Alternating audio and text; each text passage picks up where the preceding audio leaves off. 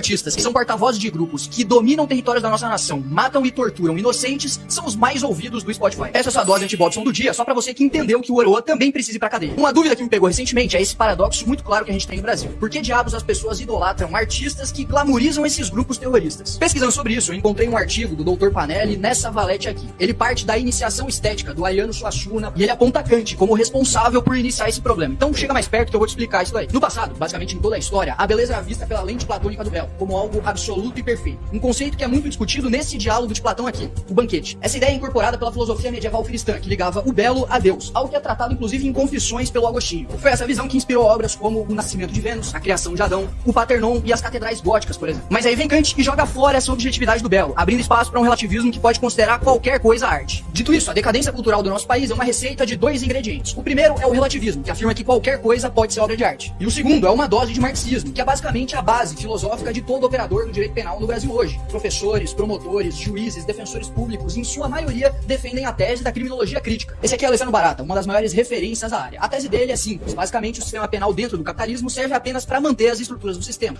O criminoso seria só um produto social, uma vítima da sociedade. Vocês lembram daquele vídeo da Márcia Tiburi, né? Eu, por exemplo, sou a favor do assalto. Penso assim, tem uma lógica no assalto. Não tem uma coisa que eu preciso, eu fui contaminado pelo capitalismo. Esse tema é grande, então fica para outro vídeo. Mas o ponto é, relativismo estético mais romantização de vagabundo igual a brasileiro, naturalizando MCs que são literalmente instrumento de propaganda para facção criminosa. Isso não é nada novo, na realidade sempre existiu. Antigamente os líderes tribais tinham os seus bardos, que cantavam as histórias de conquistas de guerra. A diferença é que os povos dos invadidos não glamorizavam os bardos dos invasores. Mas hoje os nossos políticos e influenciadores aplaudem tudo isso. E uma sociedade que cultua o feio e o mal é uma sociedade que já fracassou. O Brasil virou isso, um imenso baile funk pago com dinheiro público, onde a gente celebra o fato de sermos dominados por facções criminosas. Manda esse vídeo pro seu amigo Bobson e me segue para as outras investigações. Cara, olha só, baita vídeo, muito bem produzido e com alguns temas ali que até é um pouquinho difícil de acompanhar, mas a base é do relativismo, né? Esse relativismo, cara, ele não nasce diretamente na França, mas ele praticamente nasce na França, né? Por isso que eu odeio tanto a França como um país tão libertino. É como se o paraíso fosse na França e a Eva tivesse comido a maçã na França. Foi o nascer de todos os pecados e o nascer também desse relativismo. Só que ele chega no Brasil e ele se deturpa, porque a nossa sociedade era uma sociedade que não teve tempo, não foi uma sociedade que teve tempo de amadurecer.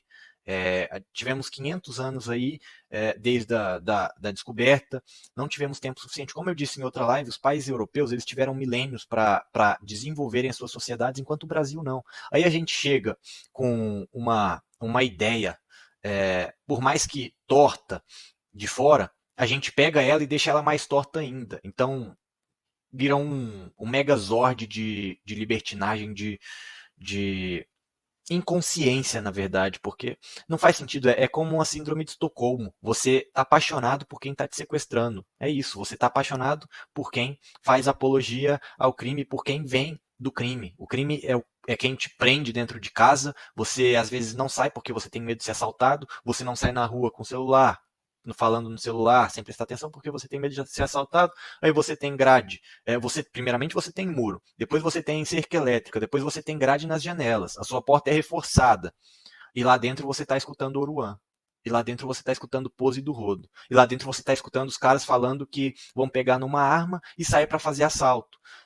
É o relativismo, é uma parada, é uma síndrome de Estocolmo, não tem muito o que se falar. O criminoso, ele, em algum modo, ele é vítima da sociedade. Assim como todo cidadão é vítima da sociedade, desse governo de vagabundo. E mesmo assim, nós conseguimos subsistir, existir, e sobreviver e viver sendo vítimas, sem precisar vitimar outras pessoas. Ao mesmo tempo que o bandido ele é vítima, ele é um defeito, porque você não precisa ser vítima. Tem aquela parada, aquela frase que todo esquerdista gosta de falar, já ouvi um monte de vezes. Todo oprimido quer se tornar o opressor. E é exatamente isso. Quando o bandido ele é oprimido pelo sistema, ele quer se tornar o opressor. E ele não consegue oprimir o sistema, então ele vai para cima de pessoas que são mais vitimizáveis que ele. Enquanto isso é totalmente errado, totalmente imoral, porque quando você é vítima, você tem que tentar sair desse papel de vítima, não vitimando pessoas mais fracas que você. Isso é totalmente errado. Mas é isso aí. Agora, continuando nesse tema, falando de vítima, de opressor, de porta-voz do crime, porta-voz do tráfico, de vagabundo ou ex-vagabundo, não sabemos, temos aí o MC Pose do Rodo, que foi preso aí na semana retrasada, foi solto na semana passada, teve um grande clamor, eu ia falar popular, como que eu falaria popular, mas na versão do crime? Acho que fica até complicado. Não sei, também não importa. Teve um grande clamor aí por parte do público QI83, do público de favela, público, alguns até criminosos, e pronto, saiu da prisão e agora parece que ele tá mudando de planos. Que história é essa? Coloca na tela aí pra gente, Matheus, pra gente entender um pouquinho o que o Pose do Rodo tá pensando. Tropa, eu ainda não sei falar sobre, tipo assim, versículo tal, não sei o que tal. Não sei falar isso pra vocês assim ainda, mas tô me dedicando a aprender. Mas quando vocês acordarem, não custa nada vocês pegar um tempinho de vocês de acordar, entendeu? Pegar a Bíblia Sagrada e ler uma palavrinha, não custa nada, tropa. Vou ler uma palavrinha pra vocês aqui pra Papai do Céu nos abençoar. Tu que és pastor de Israel, dá ouvidos. Tu que guias a José com a um rebanho. Tu que te assentas entre os que rubis resplandece. Perante Efraim, Benjamim, a Manasses. Desperta o teu poder e vem nos salvar-nos. Fazer-nos voltar o Deus e fazer resplandecer o teu rosto e seremos salvos. O Senhor Deus dos exércitos, até quando te indignarás contra a oração do teu povo? Tu os sustentas com pão de lágrimas e lhes dás a beber lágrimas com abundância. Tu...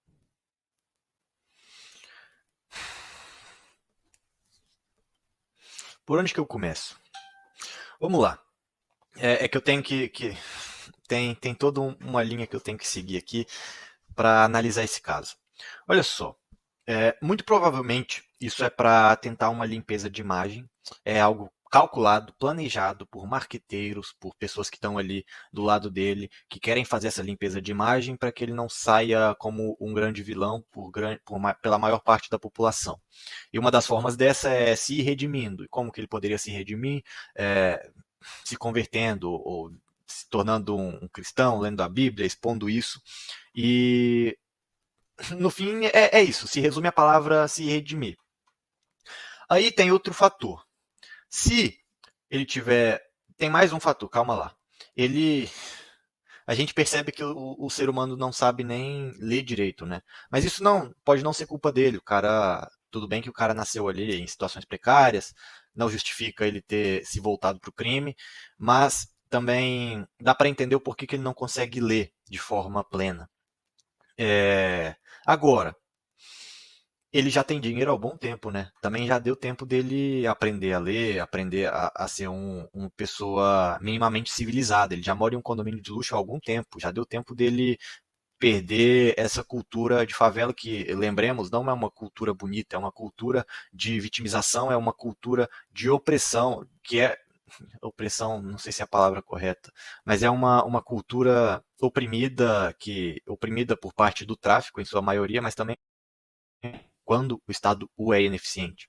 Até porque se ele estivesse realmente se redimindo, se ele quisesse sair dessa vida errática que ele vem tendo, sair do crime em sua totalidade e não só deixar de vender, cometer o ato, ele tem outros meios, ele pode simplesmente ir embora do Rio de Janeiro, ele pode simplesmente ir embora do Brasil, ele tem diversos meios, ele tem milhões e milhões. A esposa dele teve movimentos possivelmente teve movimentos de 250 milhões de reais na conta dela. Eles têm os meios. Se o Pose do Rodo quiser realmente se converter, ele pode se converter de forma séria.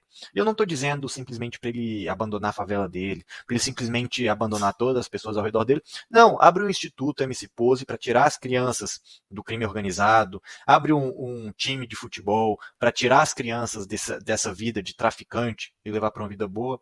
Enquanto isso, o cara não faz, tipo assim, não faz nada que promova uma melhora na sua sociedade. Ele só canta em baile funk de crime organizado, cantando hino de crime organizado, com um monte de gente do crime organizado segurando armas ao redor dele. Então eu não vejo isso como uma redenção sincera, não vejo mesmo, mas pode ser o primeiro passo de muitos que ele tem que traçar.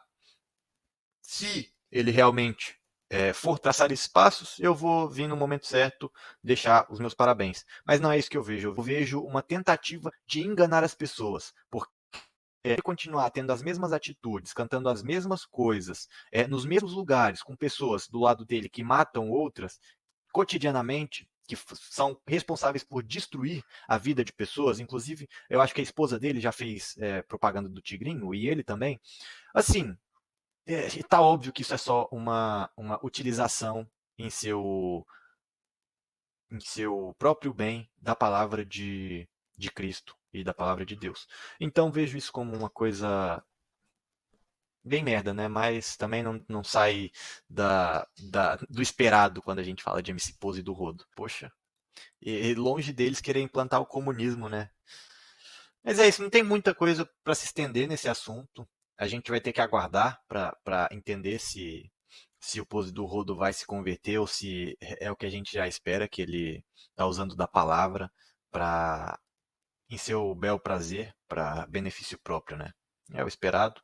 Se você gosta desse tipo de conteúdo ou se identificou com alguma das ideias que foram passadas nesse corte, já se inscreve no canal, ativa o sininho, deixa o seu like e venha fazer parte da nossa comunidade. Lá dentro você pode enviar ideias de pautas, mandar perguntas e conversar com a gente, ter uma proximidade legal. Se você não quer entrar na comunidade, você também pode deixar o seu comentário, que vai estar agregando com o nosso conteúdo e com a nossa missão nesse canal. Muito obrigado e até o próximo vídeo. Fui!